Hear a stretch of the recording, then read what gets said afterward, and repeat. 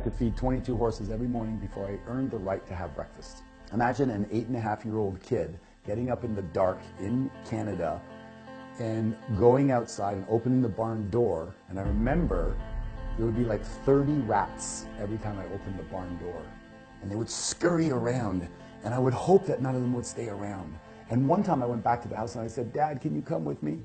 And he locked the door and he says, "Go out and do your chores and don't come back until they're done."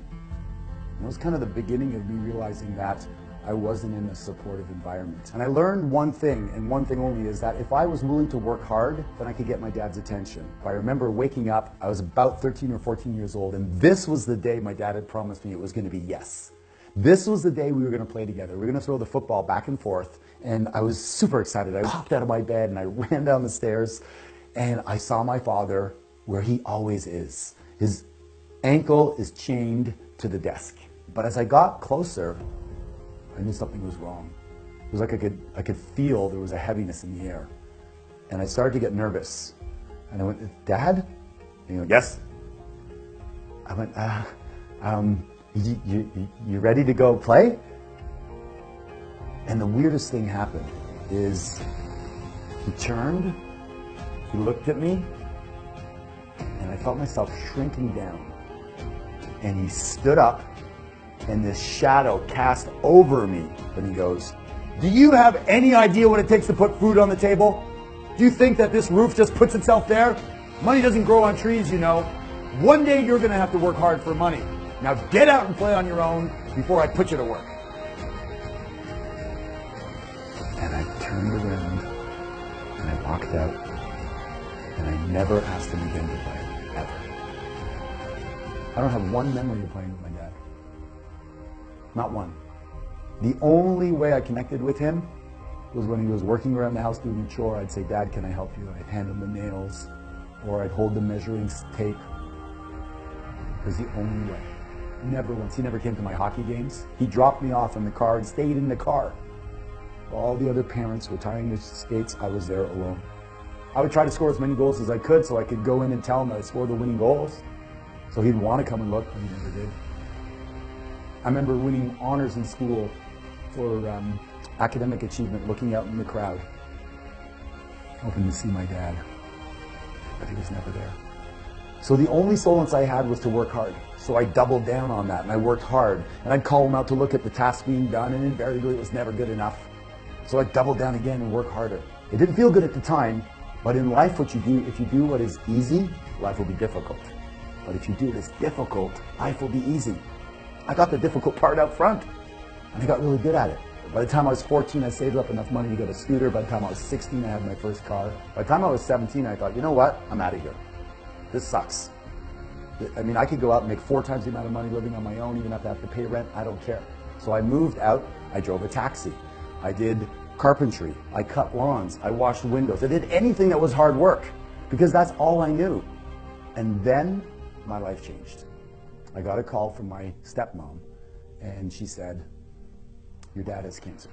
So I jumped on a plane and I did everything I could. I took care of the house. He said to me he had some back taxes from Canada that were unpaid. I said, "Yes, I'll pay them for you." I did everything I possibly could. And I remember the day I had to leave to go back to take care of my family. I had a young son at the time, and I had nothing left.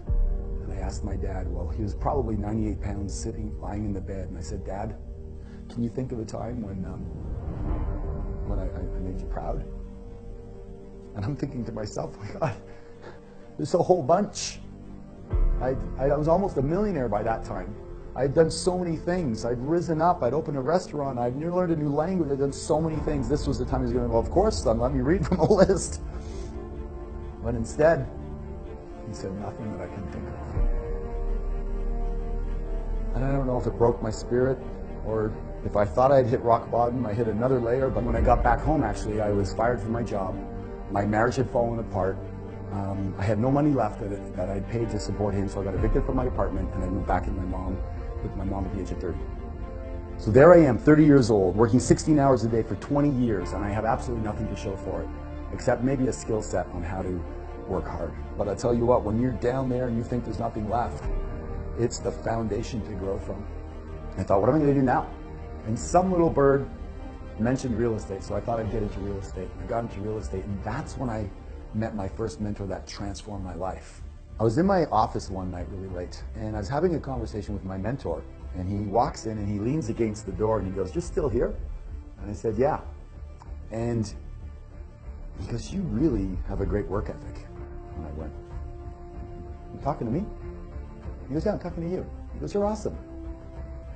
I'm like, "Are you still talking to me?" It's like I never had anybody tell me that they believed in me. My father certainly was always, "You could do better, you could do better, you could do better." Yeah, it drove me, but it didn't make me feel confident. And I doubted it at first. And we started to talk. And he goes, "Oh, so you've labeled yourself stupid, as a loser, and a skinny little kid." He goes, "How do you feel about that?" And I said, "I still feel that way." He says, "You're 30 years old." I go, "Yeah, I know, but I still felt that way inside."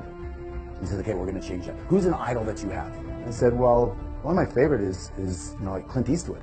He's like rugged. I'm kind of rugged. I feel rugged." He goes, "Perfect. How does that feel when you say that?" I said, "That feels pretty good." He goes, "That's it. I want you to say that 1,000 times. 1,000 times every day, or more if you want. Loser out, ruggedly handsome in." So now what we're going to do is we're going to reprogram your brain. Your brain is like software. We're just going to reprogram it. I said, "How do I do that?" He goes, "Just every time you have a chance, say, 'I'm ruggedly handsome, I'm ruggedly handsome.'" He said, "The words that follow I am follow you. You just didn't know it. You had shitty programming. But now we're going to change that and change that forever." And I remember driving home, I was so excited. I was so excited because I could change my program. I didn't know it. I thought I was stuck that way my whole life. And all I had to do was have the energy to put it into changing the way I see myself. And I just said it over. I remember screaming in the car, "I'm ruggedly handsome, ruggedly handsome, ruggedly handsome." I'd get up in the morning, I'd say it over and over and over again.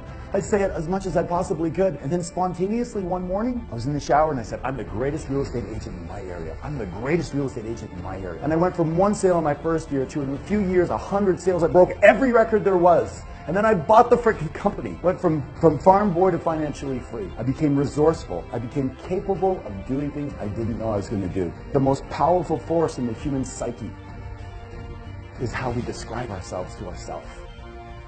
Who's giving you labels?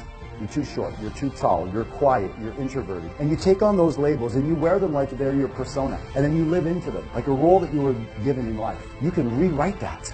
You can make it whatever you want. Insert it and then program it. I am.